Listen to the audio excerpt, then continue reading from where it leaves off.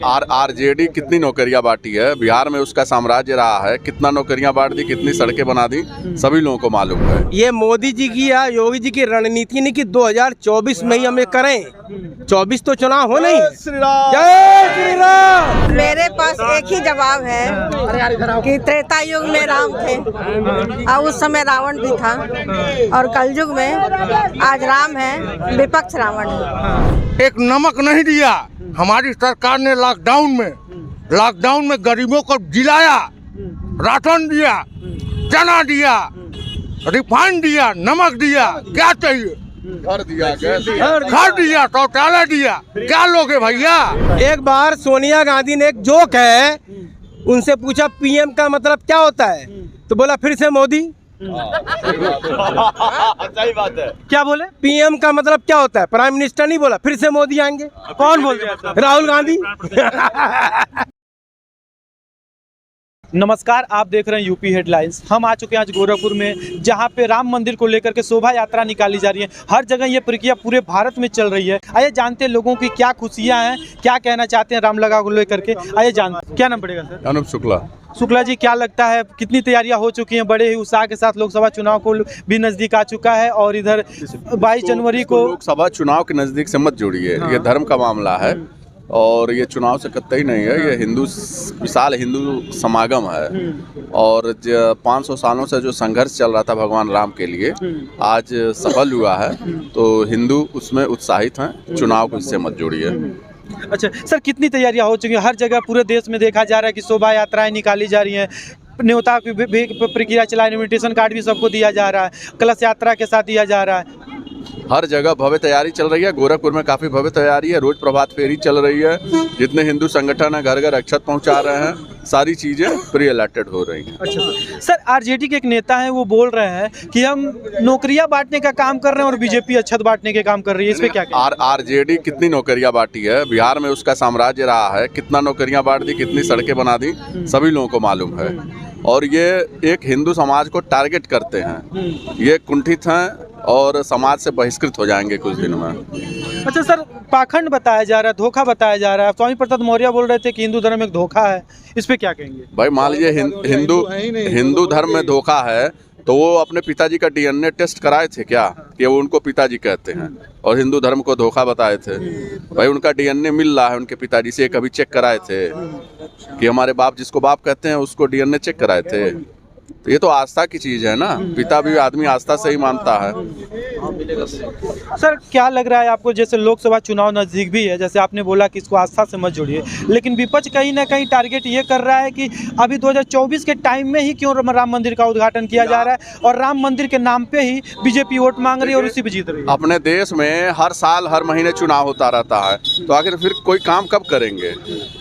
हर महीने हर साल चुनाव पड़ रहा है, तो आखिर कब काम होगा? भाई उसके हर चीज़ का एक, अब ये राम का ये 5-6 साल से चल रहा था, फिर 19 से फिर शुरू हुआ, तो निर्माण हो रहा, तो अब चुनाव आ गया तो अब उसके कोई काम रोक नहीं न देंगे। तो सर मतलब विपक्ष के लोग हमेशा तो बोल रहे हैं, जैसे बोल रहे थे कि स्कूल से कंपेयर किया जा रहा था कि मंदिर खोलने से तो रोजगार थोड़ी मिलता है। रोजगार तो काफ़ी फैला पड़ा है बीजेपी गवर्नमेंट में, लोग परेशान हो गए, महंगाई का चरम सीमा पार कर चुकी है। असल बात देखिए, हिंदू समाज सहृदय है, इसलिए हर आदमी इसी पे उंगली उठाता है। कभी वो लोग मुस्लिम और ईसाई या सिख पे बोले, उनको मालूम है सर तन से जुदा कर दिया जाएगा।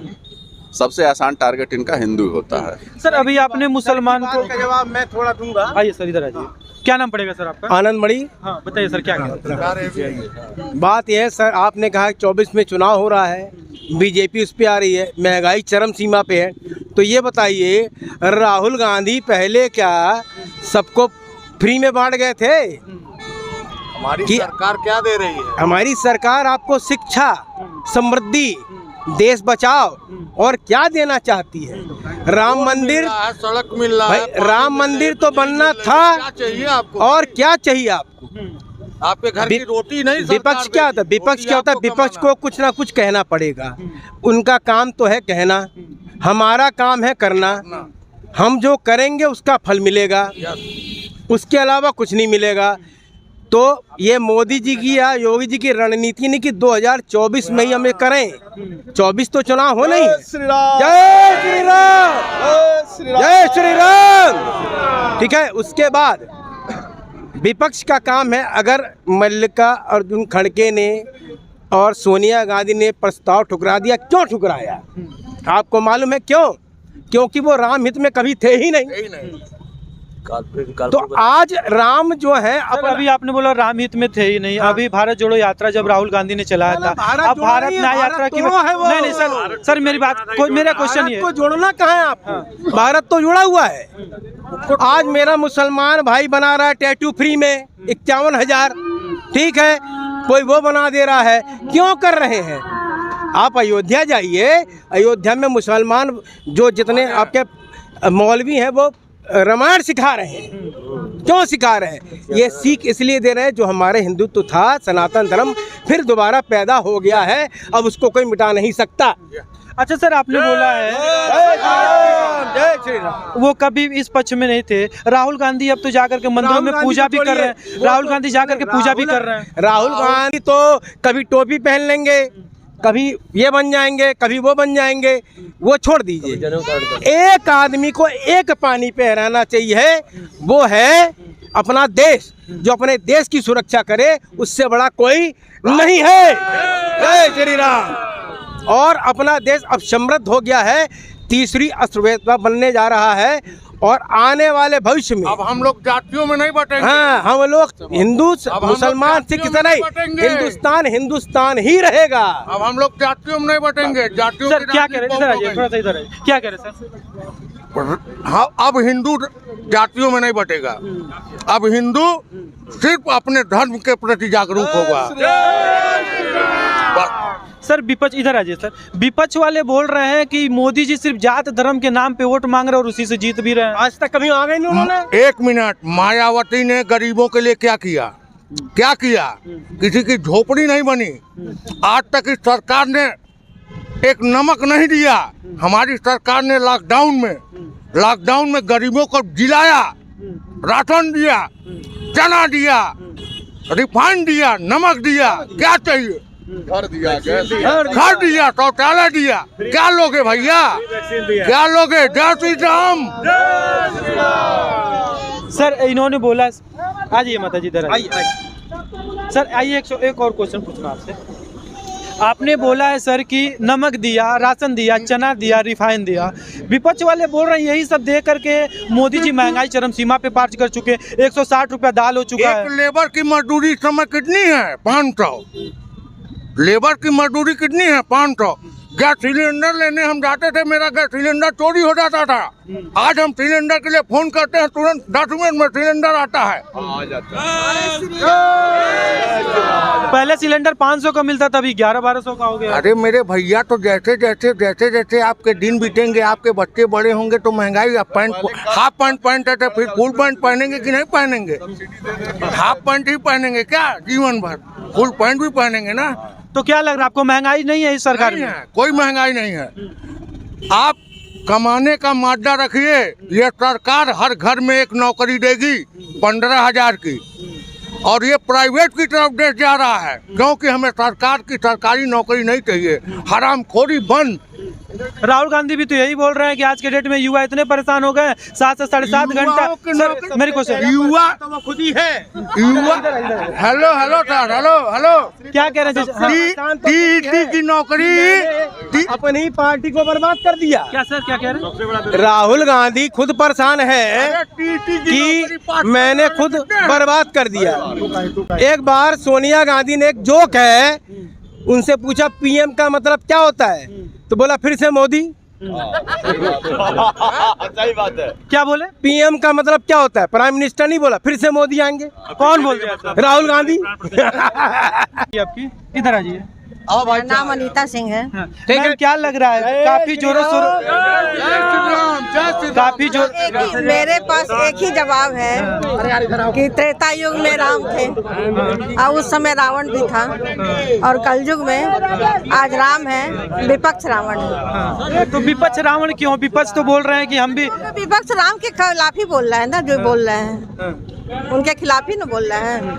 क्या बोल रहे हैं वो लोग? कह रहे हैं कि मंदिर के नाम पे वोट मांग रहे हैं मोदी जी। तो हमको समझ में नहीं आता है। हमारे हिंदू समाज में जो फादर होते हैं, बेटा का वही चलता है। तो उनकी शादी तो उनके फादर तो मुस्लिम थे ना, लेकिन वो तो हर जगह कभी मन करता है तो मस्जिद जाते हैं, जब मन करता है तो मंदिर आते हैं राहुल जी।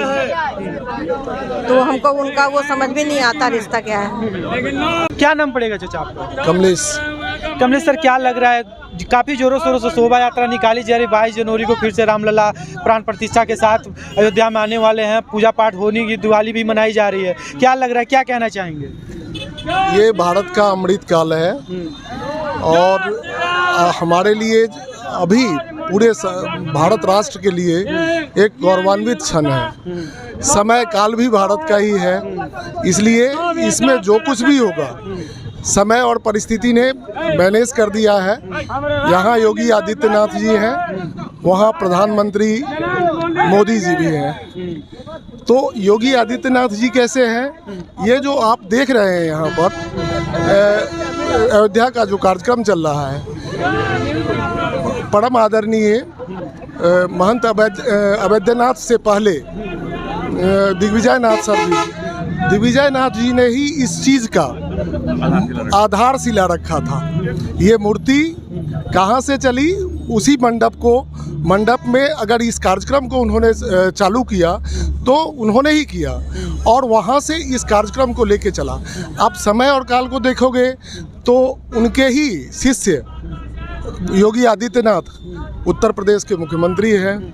उन्हीं के समय में उनके हाथों से और प्रधानमंत्री मोदी की अपनी जो ये है, इससे जो है वो ये कार्यक्रम होने का सौभाग्य प्राप्त हुआ है। इसलिए यह अमृत काल माना गया कि ये समय चल रहा है, भारत का है।